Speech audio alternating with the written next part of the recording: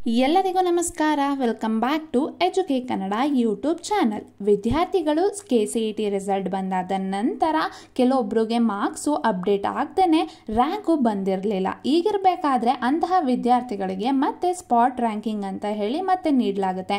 Spot ranking ಅಂದ್ರೇನು, ಇದನ್ನು ತಗೊಳ್ಳಿಕ್ಕೆ ಏನು ಮಾಡಬೇಕು ಅಂತ ಹೇಳಿ ಈ ವಿಡಿಯೋದಲ್ಲಿ ತಿಳಿಸ್ಕೊಡ್ತಾ ಇದ್ದೀನಿ. ವಿದ್ಯಾರ್ಥಿಗಳು ವಿಡಿಯೋ ಸ್ಟಾರ್ಟ್ ಮಾಡೋಕ್ಕೆ ಮುಂಚೆ ನೀವೇನಾದರೂ ನಮ್ಮ ಚಾನಲನ್ನು ಇನ್ನೂ ಸಬ್ಸ್ಕ್ರೈಬ್ ಮಾಡಿಲ್ಲ ಅಂತಂದರೆ ಪ್ಲೀಸ್ ಸಬ್ಸ್ಕ್ರೈಬ್ ಮಾಡಿ, ಹಾಗೆ ಪಕ್ಕದಲ್ಲಿರುವಂತಹ ಬೆಲ್ ಐಕನ್ನ ಮರಿದೆ ಪ್ರೆಸ್ ಮಾಡಿ.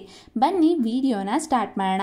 KCET ರಿಸಲ್ಟ್ ಬಂದರೂ ಸಹ ಕೆಲವೊಂದು ವಿದ್ಯಾರ್ಥಿಗಳಿಗೂ ರ್ಯಾಂಕ್ ಅನ್ನ ಅಪ್ಡೇಟ್ ಆಗಿರೋಲ್ಲ. ಇದಕ್ಕೆ ಕಾರಣ ಏನಪ್ಪಾ ಅಂತ ಅಂದ್ರೆ ವಿದ್ಯಾರ್ಥಿಗಳು ಸೆಕೆಂಡ್ PUC ಮಾರ್ಕ್ಸ್ ಅನ್ನ ನೀಟಾಗಿ ಎಂಟ್ರಿ ಮಾಡಿರೋಲ್ಲ. ಅಂದ್ರೆ ವಿದ್ಯಾರ್ಥಿಗಳು ಬೇರೆ ಸ್ಟೇಟ್ ಬೋರ್ಡ್ ಇಂದ PUC ಎಕ್ಸಾಮ್ ಅನ್ನ ಬರೆದಿದ್ದು ಆ ಮಾರ್ಕ್ಸ್ ಅನ್ನ ಅಪ್ಡೇಟ್ ಮಾಡಕ್ಕೆ ಅಂತ ಹೇಳಿರ್ತಾರೆ. ಅದಲ್ದೇ ಕಳೆದ ವರ್ಷ ಏನಾದರೂ PUC ಅನ್ನ ಮುಗಿಸಿ ಮತ್ತೆ ಈ ವರ್ಷ KCET ಎಕ್ಸಾಮ್ ಅನ್ನ ತಗೋತಾ ಇದ್ರೆ ಅಂತಹ ವಿದ್ಯಾರ್ಥಿಗಳಿಗೂ ಸಹ ಸೆಕೆಂಡ್ PUC ಮಾರ್ಕ್ಸ್ ಅನ್ನ ಅಪ್ಡೇಟ್ ಮಾಡಲಿಕ್ಕೆ ಅಂತ ಹೇಳಿ ಈ ಹಿಂದೆ ಆಲ್ರೆಡಿ ಲಿಂಕ್ ಅನ್ನ ಕೊಟ್ಟಿದ್ರು.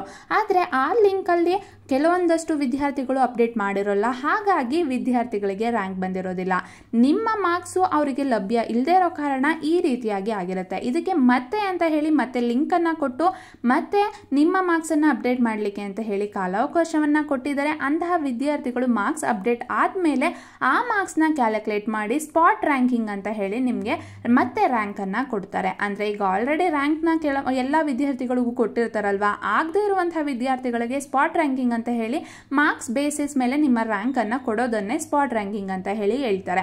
ಇದಿಷ್ಟು ಈ ವಿಡಿಯೋದ ಮಾಹಿತಿ. ಐ ಹೋಪ್ ನಿಮಗೆ ಈ ವಿಡಿಯೋ ಇಷ್ಟ ಆಗಿರುತ್ತೆ ಅಂತ ಹೇಳಿ ಅನ್ಕೊಂಡಿದ್ದೀನಿ. ಇಷ್ಟ ಆಗಿದ್ರೆ ಲೈಕ್ ಮಾಡಿ, ಶೇರ್ ಮಾಡಿ. ಇದೇ ರೀತಿ ಹೆಚ್ಚಿನ ಮಾಹಿತಿಗಾಗಿ ಮರಿದೆ ನಮ್ಮ ಚಾನಲ್ ಅನ್ನ ಸಬ್ಸ್ಕ್ರೈಬ್ ಮಾಡಿ. ಧನ್ಯವಾದಗಳು.